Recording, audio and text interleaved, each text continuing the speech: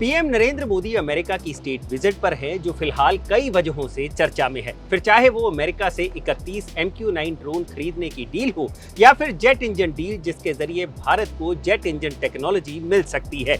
यही नहीं, इसके अलावा M777 light howitzer upgrade, Stryker बख्तरबंद वाहन और लंबी दूरी तक मार करने वाली मिसाइल खरीदने का समझौता होने की भी बात कही जा रही है। लेकिन इस बीच एक डील जो भारत का भविष्य बदल सकती है, उस पर काफी कम लोग चर्चा कर रहे हैं। और अगर ये डील हो जाती है तो आने वाले वक्त में भारत को चीन की तरफ देखने की जरूरत नहीं पड़ेगी। ये वो डील है जो ना सिर्फ भारत की सुरक्षा के लिए जरूरी है, बल्कि ये आपसे और हमसे भी सीधे जुड़ी हुई है। ये डील है यूएस के global alliance on critical minerals में शामिल होने की, जिसे लेकर पीएम नरेंद्र मोदी और अमेरिकी राष्ट्रपति जो बाइडेन के बीच चर्चा होने की बात कही जा रही है। तो इस वीडियो में हम बात करेंगे कि ये क्रिटिकल मिनरल्स अलायंस आखिर है क्या और इस अलायंस में शामिल होने पर भारत को क्या फायदा होगा। नमस्कार, मैं हूं भूपेंद्र सोनी और आप देख रहे हैं अनकट। सबसे पहले बात क्रिटिकल मिनरल्स अलायंस की। इस अलायंस को मिनरल सिक्योरिटी पार्टनरशिप भी कहा जाता है, जिसकी शुरुआत अमेरिका द्वारा जून 2022 में की गई थी। इसका ऑब्जेक्टिव है क्रिटिकल मिनरल्स की सप्लाई चेन को सिक्योर करना, ताकि चीन पर से इन मिनरल्स की डिपेंडेंसी को खत्म किया जा सके। अब आप सोच रहे होंगे कि ये क्रिटिकल मिनरल्स आखिर होते क्या है। असल में जितनी भी मॉडर्न टेक्नोलॉजीज आप देखते हैं, उनमें क्रिटिकल मिनरल्स का ही इस्तेमाल होता है, जैसे electronic vehicles, LCD TV, mobile phones, computer batteries या सेमीकंडक्टर आदि। यही नहीं, fighter jets, drones, radio sets जैसे कई क्रिटिकल इक्विपमेंट्स में भी इन्हीं क्रिटिकल मिनरल्स का इस्तेमाल होता है। मोटा माटी बात की जाए तो टेलीकम्युनिकेशन, एनर्जी, डिफेंस, एरोस्पेस से लेकर ट्रांसपोर्टेशन सेक्टर तक आने वाला फ्यूचर इन्हीं रेयर मटेरियल्स पर ही निर्भर करता है। लिस्ट की बात करें तो लगभग 50 के करीब क्रिटिकल मिनरल्स हैं, जिनमें से ग्रेफाइट, लिथियम, कोबाल्ट और निकल काफी अहम हैं। हमारे जो कंप्यूटर चिप्स और सोलर पैनल्स बनते हैं, वो भी इन्हीं रेयर अर्थ एलिमेंट्स की मदद से ही बनते हैं। और दुनिया में जिस क्लीन एनर्जी का हम फ्यूचर देखते हैं, वो इन रेयर अर्थ एलिमेंट्स के बिना पूरा नहीं हो सकता।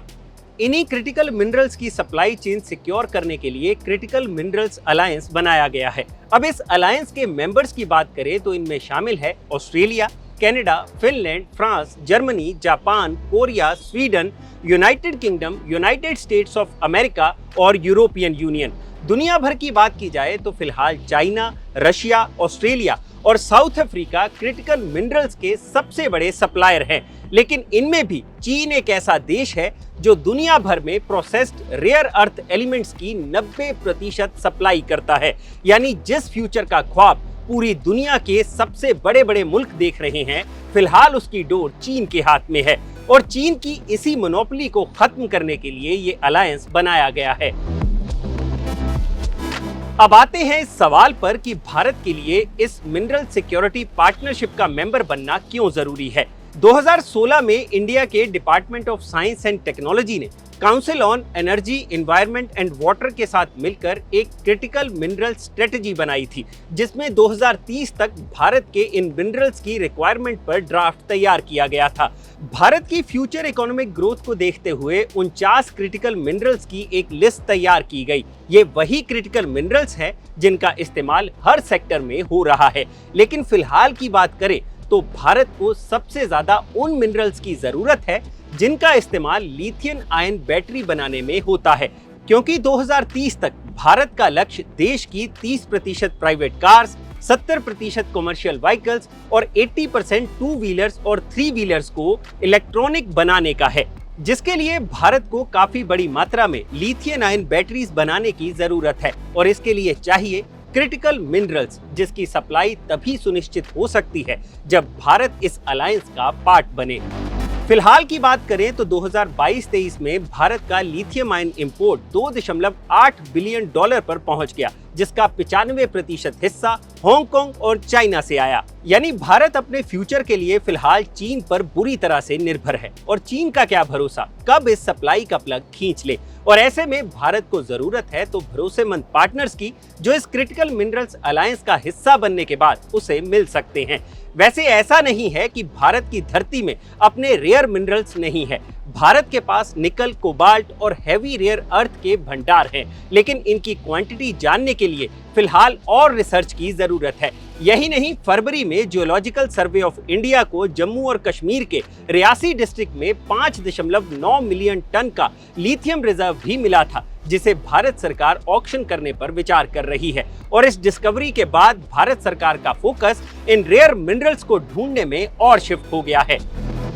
वैसे भारत पहले ही ऑस्ट्रेलिया के साथ इन क्रिटिकल मिनरल्स की सप्लाई को लेकर पार्टनरशिप कर चुका है, लेकिन अगर भारत अमेरिका के क्रिटिकल मिनरल्स अलायंस का हिस्सा बन जाता है तो आने वाले वक्त में चीन पर से हमारी डिपेंडेंसी पूरी तरह से खत्म हो सकती है। लेकिन इसमें एक पेच भी है। इस अलायंस में जितने भी सदस्य हैं उनके पास क्रिटिकल मिनरल्स के रिजर्व होने के साथ साथ उन्हें निकालने की टेक्नोलॉजी भी है। जैसे ऑस्ट्रेलिया और कनाडा और बाकी बचे देश जैसे कि जापान आदि, उनके पास मिनरल्स की कमी हो सकती है, लेकिन टेक्नोलॉजी भरपूर है। और फिलहाल इंडिया इस दौड़ में थोड़ा पीछे है। लेकिन पीएम नरेंद्र मोदी की यूएस विजिट के दौरान ये उम्मीद की जा रही है कि भारत इस अलायंस का पार्ट बनने के काफी करीब है, और अगर ऐसा हो जाता है तो हमारा भविष्य सेफ हाथों में होगा। आपको ये जानकारी कैसी लगी हमें कमेंट सेक्शन में जरूर बताइएगा, और जानकारी से भरे ऐसे ही और वीडियोस देखने के लिए सब्सक्राइब करें हमारा चैनल अनकट। शुक्रिया।